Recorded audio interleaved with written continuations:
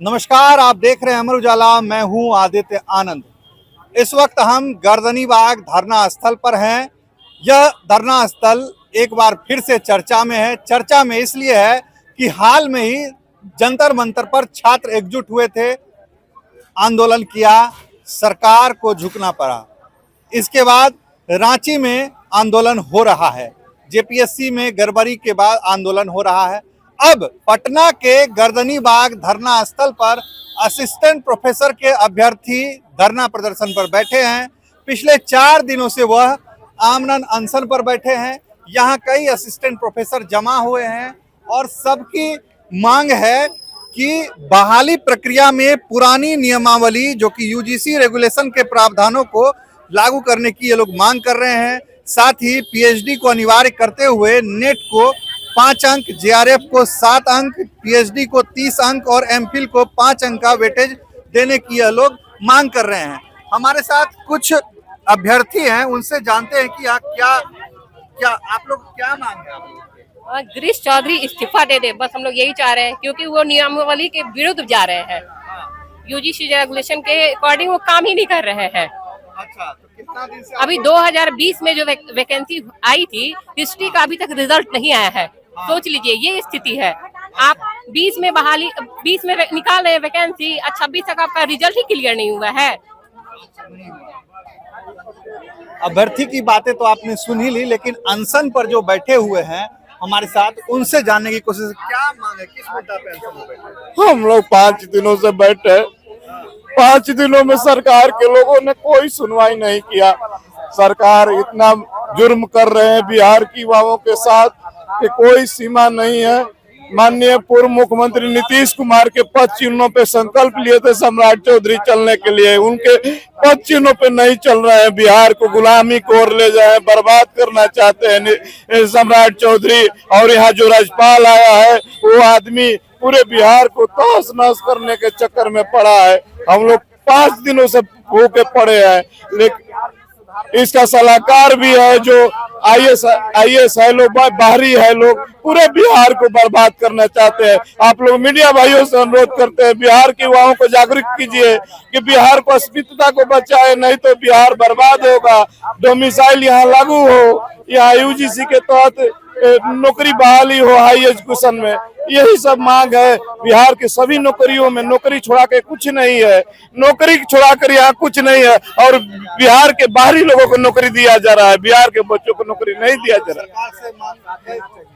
राज्यपाल से मिले थे हम लोग, राज्यपाल अनसुना कर दिया। टाइगर अनसुना कर दिया। वो ग्रेजुएशन किया, वो पढ़ा लिखा नहीं आदमी है, वो बर्बाद करना चाहता है, सब बिहार को समाप्त करना चाहता है, यहाँ की शिक्षा व्यवस्था को। माननीय मुख्यमंत्री नहीं मिल रहे हैं किसी युवा लोगों से, वो बिहार को बर्बाद करने में लगे हैं। हम लोग बिहार के युवाओं से अनुरोध करते हैं, सभी विपक्ष के नेताओं से भी कहना चाहते हैं, सत्ता पक्ष के नेताओं का, आप ही लोग का बच्चा है, हम लोग कृपया करके बिहार की अस्मिता को बचाइए, बिहार को गुलाम मत होने दीजिए। कोई नहीं आया। कल भाई वीरेंद्र आए थे, तेजस्वी को आने वाले हैं, वो बोला लोग, पप्पू जादू आ रहे हैं। तहे दिल से आप लोग को धन्यवाद कि आप लोग मेरी आवाज को हम लोग को सुनाई। अभिषेक मेहता नाम हुआ, आरा से हम लोग हैं। आरा से आए हैं। देखिए, हम लोग का मांग है बहाली प्रक्रिया में पुरानी नियमावली यूजीसी रेगुलेशन के प्रावधानों को लागू किया जाए। पीएचडी को अनिवार्य करते हुए नेट को 5 नंबर, जेआरएफ को 7 नंबर और पीएचडी को 30 नंबर का वेटेज दिया जाए। ये जो फटाफट बहाली आई है, इसको फटाफट ही बहाली बोला जाएगा। 12 दिन के अंदर ही सारा कुछ निपटा दिया गया। विश्वविद्यालय सेवा आयोग जो कि स्थायी बहाली लाते आई है, कॉन्ट्रेक्चुअल बहाली लाई। कॉन्ट्रेक्चुअल बहाली सिर्फ यूनिवर्सिटी के अधिकार में है।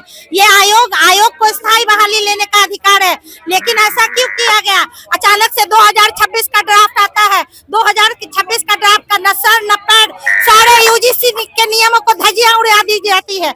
यूजीसी के गाइडलाइन को तोड़ दिया जाता है। जहां पर नेट को 5 नंबर दिया जा रहा है, वहां पर नेट को 8 नंबर दे दिया जाता है। जेआरएफ को 7 नंबर वेटेज दे रहा है यूजीसी, वहां पर जेआरएफ को 11 नंबर दे दिया जाता है। स्नातकोत्तर में 23 नंबर दिया जाता है और सीधे पीएचडी वाले जो पीएचडी धारी हैं उनका 30 नंबर से घटा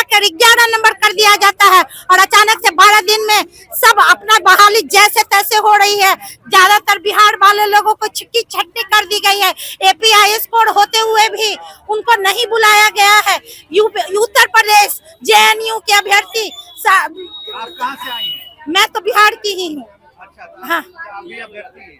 हाँ, मैं भी शोधार्थी हूँ और मैं PhD कर चुकी हूँ। अच्छा, PhD हाँ, PhD मैं कर चुकी हूँ। अच्छा, PhD में जो 30 नंबर जो वेटेज दे रहा था, ये UGC दे रहा था, अचानक से उसको 11 नंबर करने का क्या मतलब हुआ? मैं ये सरकार से पूछना चाहती हूँ। ये PhD वालों की छटनी की गई है।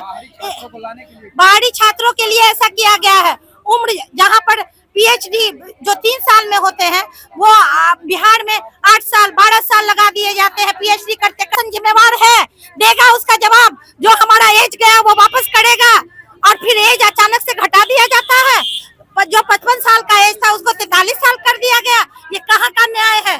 न्याय के लिए हम लोग खड़े हैं और अगर हमारी मांग को नहीं पूरा किया जाएगा, आज 5वां दिन हमारे अनशन का हो रहा है, भूख हड़ताल का, अगर आंदोलन उग्र होगा तो ये सरकार गिर जाएगी। ये सरकार को गिरा देंगे। जैसे बांकीपुर में जनसुराज की टीम आई है, उसी तरह ये सरकार गिरेगी। मैं बोल रही हूँ, आंदोलन उग्र होने वाला है। नहीं तो सरकार हम लोग पे ध्यान दे, हमारी मांग को पूरा करे, नहीं तो आंदोलन का उग्र करेंगे और इतना उग्र करेंगे जिसकी कल्पना नहीं की है सरकार ने। क्या कहना है? इतने 5 साल 6 साल लगाकर हम लोग PhD करते हैं और अब धरने पे बैठना है। ये किसकी गलती है? हमारी कि PhD में हम क्यों किए या गवर्नमेंट की है? जो रूल रेगुलेशन पहले का रहता है उसको रहने नहीं देता है।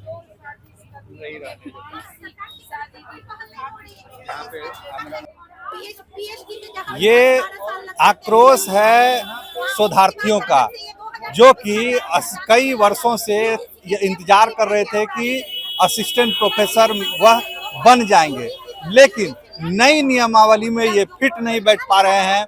कई मांगे हैं इन लोगों की, आमरण अनशन पर भी बैठे हुए हैं। इन लोगों ने स्पष्ट कहा कि सरकार हमारी मांग को सुने, राजभवन हमारी मांग को सुने, क्योंकि ऊंचे पदों पर बैठे लोग हमारी मांगों को नहीं सुन रहे हैं। इस कारण कई शोधार्थियों का भविष्य बर्बाद हो रहा है।